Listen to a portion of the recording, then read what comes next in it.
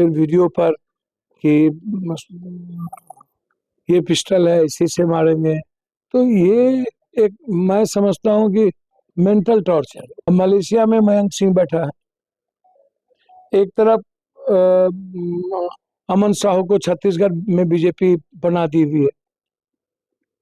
अब मयंक और छोटा राजन का क्या रिश्ता है, और वो क्यों चाहता है कि पप्पू यादव को मारे? भैया 2 एफआईआर 6 एफआईआर हो चुका है। नहीं, पहले की गिरफ्तारी का कोई जो लगातार जिससे वीडियो है, ऑडियो है, हॉरिंस जिसका नाम है, वो तो कहता है कि मैं अमुक आदमी का राइट हैंड हूँ, अमुक आदमी का राइट हैंड हूँ। आप उसकी गिरफ्तारी करिए ना। किस तरह की परिस्थितियां उत्पन्न की जा रही, क्या आम आदमी को जीने का कोई राइट नहीं है, या अपराधी को इतना शेल्टर मिल रहा है कि वो किसी को मारने की बात कर रहा है? नमस्कार, स्वागत है आपका लाइव बिहार में। मैं आपके साथ है संजीव सिंह। तो पूर्णिया से सांसद पप्पू यादव को लॉरेंस बिश्नोई पर बोलना महंगा पड़ गया है। जी हां, अब पप्पू यादव को एक से एक लगातार कॉल आ रहे हैं, धमकियां मिल रही है। कथित तौर पर बीते दिन आपने सुना होगा कि लॉरेंस बिश्नोई के जो आदमी हैं उन्होंने पप्पू यादव को कॉल किया और धमकी दिया। इसके बाद लगातार धमकी आने का जो सिलसिला है वो जारी है। पप्पू यादव लगातार इसको लेकर के बयान दे रहे हैं और कह रहे हैं कि कौन ऐसे लोग हैं जो हमें मरवाना चाहते हैं। साथ ही साथ उन्होंने कहा है कि मयंक, छोटा राजन का क्या रिश्ता है, वो लोग पप्पू यादव को क्यों मरवाना चाहते हैं। उन्होंने जांच की मांग की है। क्या कुछ कर रहे हैं तमाम चीज़ को लेकर के पप्पू यादव, आइए आपको सुनाते हैं। मैं ये मुझको तो हम तो झारखंड के चुनाव में लगातार 1 सप्ताह से थे। छठ के कारण हम घर आए थे, पुणे आए थे, और मुझको तो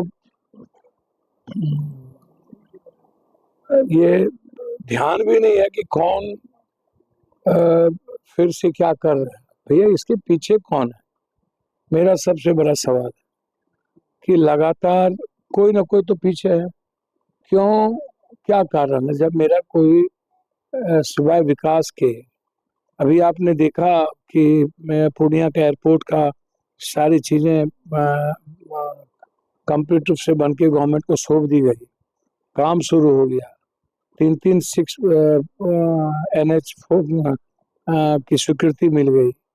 लगातार कामों के अलावे झारखंड और महाराष्ट्र के चुनाव जो आज लोकतंत्र के लिए, संविधान के लिए सबसे बड़ा विषय है।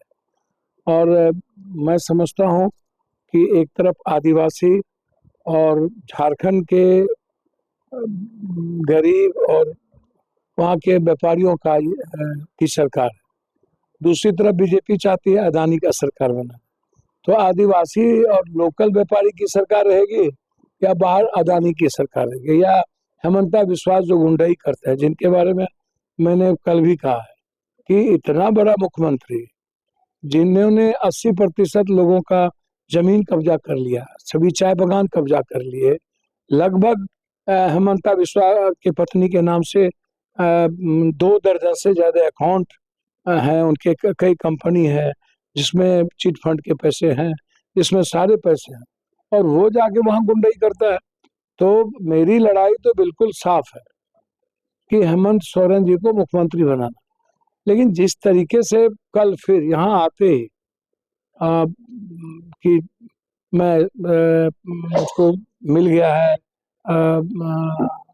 सुपारी मिलने, हमको पैसा दे दिया गया है, मारेंगे। फिर वीडियो पर कि ये पिस्टल है, इसी से मारेंगे। तो ये एक मैं समझता हूँ कि मेंटल टॉर्चर कि मैं लगातार जो वर्किंग हूँ, मैं काम कर रहा हूँ। या 2 बात है, इसकी पूरी मैं कई बार कहा कि पूरा जांच कीजिए। अब मलेशिया में मयंक सिंह बैठा है, एक तरफ अमन साहू को छत्तीसगढ़ में बीजेपी बना दी हुई है।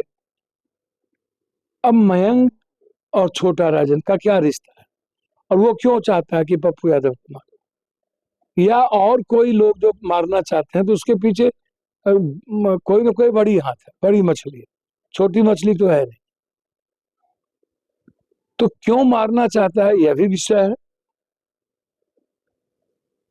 और इस अपराधी को संरक्षण किसका प्राप्त है, ये भी विषय है। तो मारवाना कौन चाहता है, संरक्षण प्राप्त किसका है। और आज 1 महीना से सिवाय पप्पू यादव के दूसरा न्यूज ना हो कंट्री में, ये तो बिल्कुल गलत है भाई, और कोई मतलब नहीं हमको। तो पहले भी एक गिरफ्तारी भैया 2-2 एफआईआर 6 एफआईआर हो चुका है।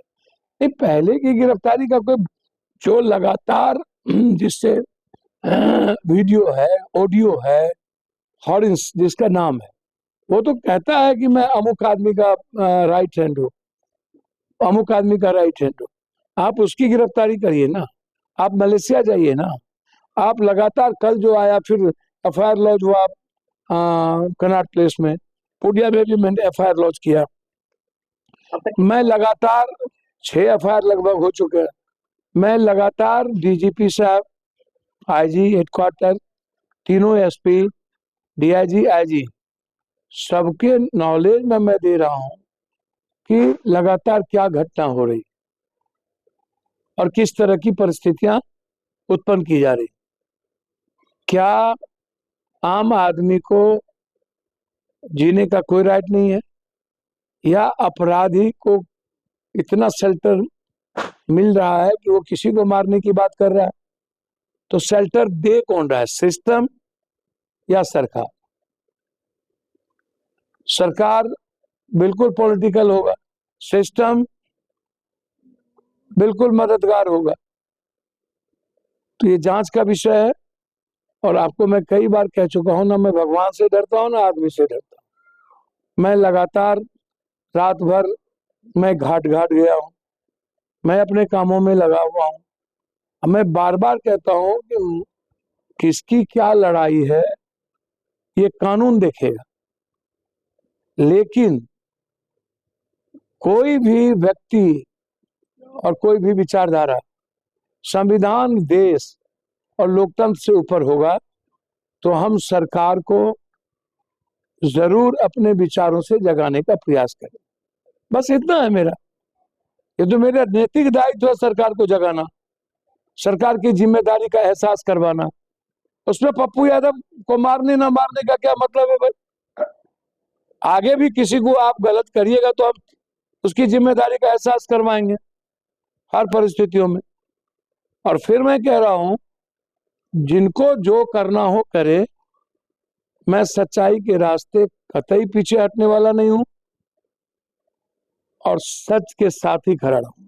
तो आपने सुना कि साफ तौर पे पप्पू यादव ये कहते नज़र आ रहे हैं कि देखिए, हम तो विकास की बात करते हैं, हमने पूर्णिया एयरपोर्ट की मांग भी की थी, लेकिन कौन ऐसे लोग हैं जो हमारे पीछे पड़े हैं, हमें मरवाना चाहते हैं। छोटा राजन, मयंक का क्या संबंध है, क्यों ये लोग पप्पू यादव को मरवाना चाहते हैं। साथ ही साथ लॉरेंस बिश्नोई को बारे लेकर के भी वो लगातार कह रहे हैं कि ये लोग लगातार हम लोग को धमकी मिल रहा है, ये लोग मरवाना चाहते हैं, मारना चाहते हैं, लेकिन अभी तक जो है हमें न्याय नहीं मिल रहा है। जाँच सही तरीके से होना चाहिए। और पप्पू यादव ने बड़ा मांग की है। हालांकि लगातार जो है ये कहा भी जा रहा है कि जिन्होंने पप्पू यादव को जो धमकी भरा कॉल आया था उसकी जांच भी हुई है, कुछ लोगों की गिरफ्तारी भी हुई है, पहचान भी हुई है कि कौन से लोग हैं। लेकिन अब लगातार पप्पू यादव को जो है लगातार फिर भी अभी तक धमकी मिलता ही जा रहा है। पप्पू यादव ने इसका भी जिक्र किया है कि आखिर क्यों हमें मारवाना चाह रहे हैं। तमाम चीज़ को लेकर के जाँच की मांग की है। क्या कुछ कर रहे थे पप्पू यादव, आप भी सुन रहे थे। आप अपनी राय प्रतिक्रिया हमें कमेंट्स के माध्यम से दे सकते हैं। आप देख रहे थे लाइव बिहार। बहुत बहुत धन्यवाद।